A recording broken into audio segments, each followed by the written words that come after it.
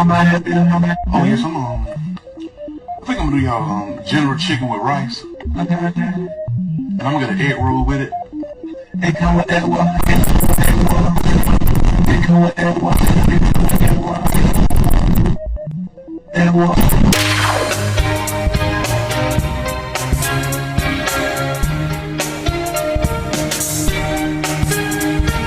Today is Friday, right? I didn't miss it. I'm still here. We have all, I think, been looking forward to the end of January. It's been an incredibly long month, and I understand that this feeling is typical for the start of a new year. But this January in particular has been arduous, depressing, frightening. You get what I'm trying to say, right? But the good news is that February approaches sooner and sooner every minute. And the best we can do is do our part as human beings and remain hopeful that more good news will come our way.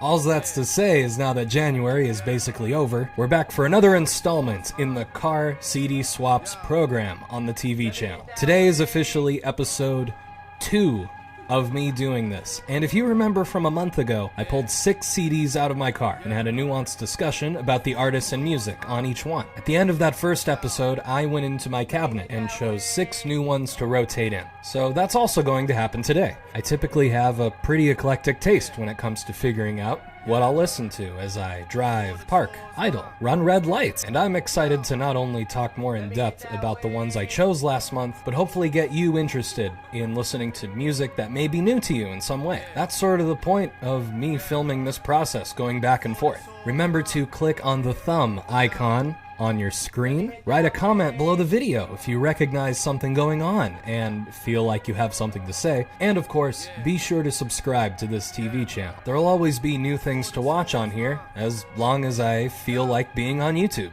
Let's go visit my car and take a look at what I've got in the console. Have a little talky talk, and then we'll dive right into selecting the next 6 discs that will be my soundtrack for February's automobile adventures. I'm always surprised by the storage capacity of the Pocket console here. Maybe someday we'll see just how many of these can fit down there. Let's see what we've got today. First one out of the gate is Innerspeaker by Tame Impala. This is the first studio project from Kevin Parker, and I've often said it's his best effort for the Impala. I drive a Jetta personally. I think this is the best album from Parker to drive to. Every song is built around insistent rhythms, and the guitar lines never stop snaking around the mix. This might also be the Tame Impala record that sounds the most like the Beatles. And even then, you'd have to imagine the Beatles grew up on Australia's west coast, replaced George and Ringo with some special effects, and spent way too much time eating cereal while dialing in the synth tones. Joking aside, I love this album. Desire Be, Desire Go, Lucidity, Jeremy's Storm, and I Don't Really Mind are blazing but not too loud. Very fuzzy, but also a little lush. And there's plenty of tape editing and creatively mixed guitar tones that seem to be the Impala's strong suit when the 2010s kicked in. I found this CD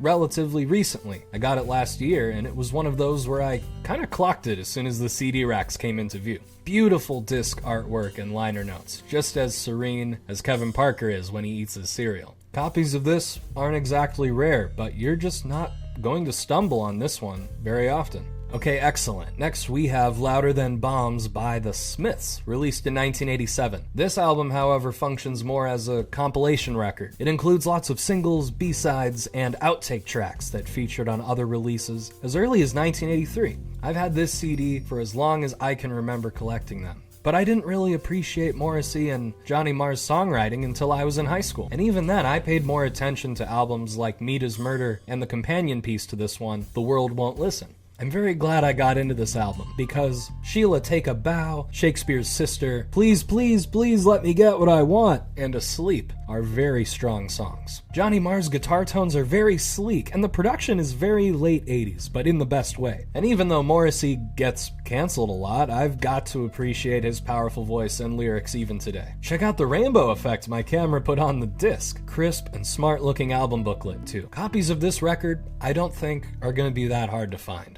Of course, I picked out #1 Record by Big Star last month. This is a terrific album. It's one of my favorites. And I have it on LP as well.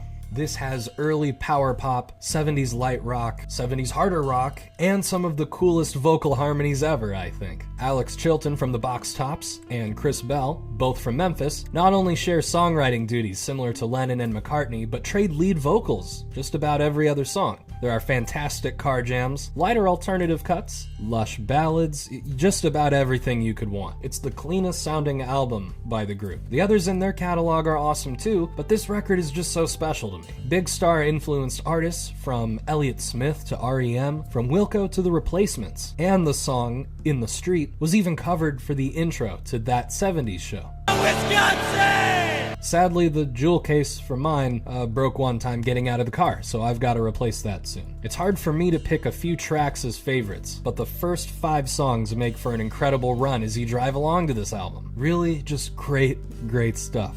Following that up, we've got Tame by K-Dot. But this isn't just any Kendrick release. This is the collector's edition of the CD with different sequencing and flow. By different, I mean that the entire track list is in reverse. And I'm still astounded by how Kendrick thought to do this in the first place. It flows remarkably well, and I've got a strange feeling he knew that the sequencing would work, forwards and backwards. I love this album a lot, and I personally prefer the reverse track list because I think it brings a bigger emotional intensity to the bars and the production quality. Plus, Duckworth is a killer opener. You get to hear Love sooner rather than later. Humble is still squarely in the middle, and DNA is such a great way to bring things to a close. The songs I just listed are some of my top choices, but I encourage you to grab a copy of this and keep it in your regular rotation when you drive. I found this one by chance at a bookstore, and it was used too. Somebody actually gave this one up. One man's lost treasure is another man's treasured treasure. This album is incredible. Next, there is Insomniac by Green Day. What a fun listening experience to drive along to. Like the Smiths, I've had this CD as long as I can remember, and it sits comfortably in my collection, alongside other albums by Green Day, and my pop-punk records in general. I used to ride a BMX when I was younger, and I ripped this CD onto an iPod and would just cruise at high speed with this on repeat. It's just as good as a biking album outside of driving with it. Last weekend, I visited one of my sisters for her figure skating competition, and I blasted this album all the way there as a little nostalgia trip. Green Day isn't as cool as they used to be, many of you would agree, but they undeniably had some speed and power during their peak. Brain Stew Jaded is great, Geek Stink Breath is awesome, Panic Song is incredible, and Walking Contradiction I can sing from memory unprompted whenever my microchip gets activated by a cell tower. Really great disc artwork too. And we've even got a Robbie Williams photo shoot for the liner note booklet. The last CD in the console is Portishead's self-titled album from 1997. This is another one of my all-time favorites. And I've also got an LP of it today too. I first got into Portishead way back in 8th grade, when my buddy Austin at the time gave me a flash drive with a couple of songs from Dummy, self-titled, and I ended up getting into Third a year later. This group is known for their lo-fi samples, trip-hop inspired sound, beautiful vocals and lyrics from Beth Gibbons, and an atmosphere that ranges from serene and surreal to downright foreboding and unsettling. Self-titled I got on CD not all that long ago, and it surprised me that I hadn't thought to have it in my car until recently. The album itself isn't too hard to find. I picked mine up at a record store, but one thing I've noticed in music circles is that this is sort of a dark horse for the band. People online will jump to say that Dummy is their best work, or be contrarian and say that Third is the high water mark. But I'm firm in my belief that Self-Titled is not only their best album, but their most cohesive if you're looking to get into Portishead. Let's make our way over to the media cabinet and pick out some new CDs for the console. Like before, the previous 6 will be stashed on a lower shelf to keep tabs on what I've been listening to. I've got to stop collecting movies on DVD because I'm going to run out of space down here. Okay, I think I'm going to start with Excitable Boy by Warren Zevon. I almost grabbed this one last month, but I just wasn't feeling it. I'm definitely feeling it now. Let's go, Mr. Zevon! Then I think we're going to do The Weeknd in honor of the new album out overnight, and also Anima by Tool. Look at that awesome reflective artwork on the front. Very, very cool. We're going to choose Maxinque by Tricky. Great record. It's going to be very chill for those longer rides. Next, we'll do... oh yeah, Mirrored by Battles. That digipack is looking a little rough, but it should hold up just fine. I'm not too worried about it. And the 6th one today, we'll pick out Made in England by Elton John. It's about time that one got some replay for the month.